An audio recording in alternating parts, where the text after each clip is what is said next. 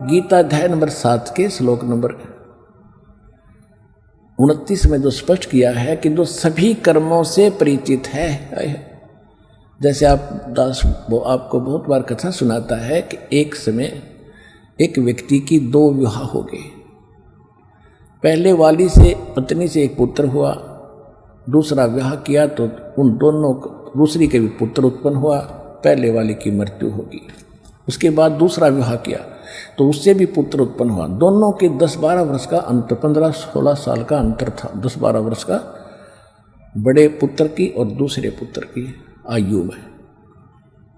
तो किसान की मृत्यु होगी। बड़े का विवाह हो चुका था, छोटा भी 10-12 वर्ष का था। छोटे वाला किसी कारण से रोगी हो गया। संपत्ति का बराबर का अधिकारी था। कुछ दिन ट्रीटमेंट भी करवाया। फिर उन्होंने दोनों ने, पति पत्नी ने क्या लालच छाया कि क्यों ना इसको विष दिला दें और सारी संपत्ति अपनी हो जाएगी। यही लास्ट में निष्कर्ष निकला। किसी वैद्य से संपर्क साधा।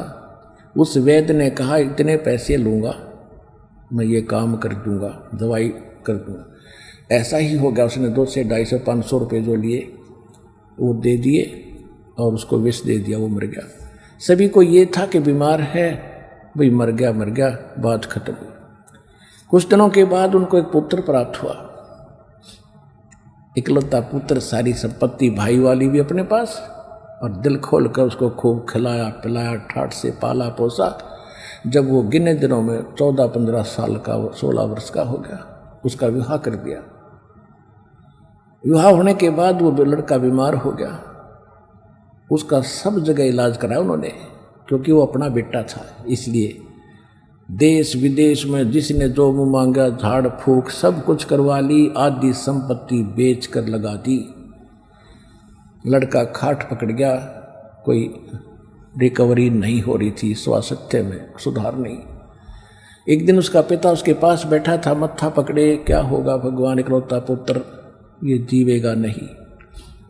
तब उस लड़के ने कहा कि भाई साहब, अपने पिता को कहा, भाई साहब अब मेरा जो है तेरा और मेरा अकाउंट बराबर होगा, लेन देन बराबर हो चुका है। लकड़ी और कफन के पैसे शेष हैं, उनकी व्यवस्था कर ले।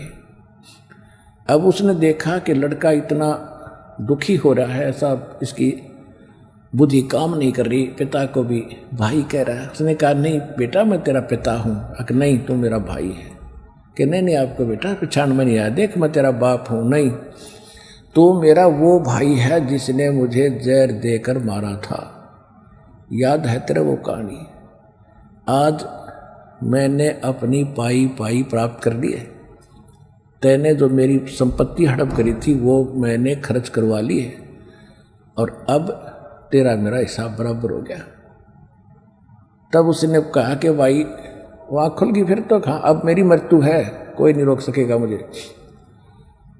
तब उसने कहा कि एक बात बता दे भाई साहब, तेरी बात सारी सच्ची, मेरी आँख खुल गई, मेरा तो कुल नाश हो गया। तू मर गया तो कुछ नहीं मेरे पीछे, या संपत्ति के काम आई जो शेष बची है। पर एक बात बता, मैंने जैसा जुल्म किया था वो तो मेरे को मिल गया, ठीक है, मैंने तो अपना कर्म किया, पा लिया। लेकिन ये लड़की जो कन्या तेरे ब्याही आई है, तेरी पत्नी है, इसने के पाप कर दिया, अब ये जिंदी जलाई जाएगी। क्योंकि उस समय सती प्रथा जोरों पर थी। मरने वाले की पत्नी साथ फूकी जाती थी उसी चिता में। तब उसने बताया कि वो वैद्य कहाँ है, डॉक्टर जिसने मुझे विष दिया था, कि तेरी मृत्यु के 4 वर्ष बाद उसकी मृत्यु हो गई थी हार्ट अटैक से। उसने कहा, लड़के ने कहा कि ये वही दुष्ट आत्मा है जो आज मेरी पत्नी रूप में आई हुई है, अब यह जिंदी फूकी जाएगी, इसको यही सजा पर्याप्त है। मन तू पावेगा अपना किया रे, भोगेगा अपना किया हरे। हे मन तू पावेगा अपना किया रे, भोगेगा अपना किया हरे। अब क्या बताया है सूक्ष्म वेद में गरीबदास जी की वाणी में, ये कर्म आपको बता दिए, ऐसे करोगे तो ये फल मिलेगा। यदि भक्ति करोगे, जैसे मीराबाई को मारने लगे और विष का प्याला प्यारे, और पीवत ही अमृत बन गया वो भक्ति के कारण, और हो गया ठंडक ही आरे। या तो विष ने मार डालना था और उस बाई ने जब पिया तो ठंडा हृदय हो गया, जैसे ठंडा शीतल जल अमृत पी लिया हो। विष ने असर नहीं किया। कि तुम भी ऐसी भक्ति करो, ऐसे कर्म करो, मालिक तुम्हारा साथ दे, विशेष आपत्ति में आपके साथ रहे और भी सुख दे।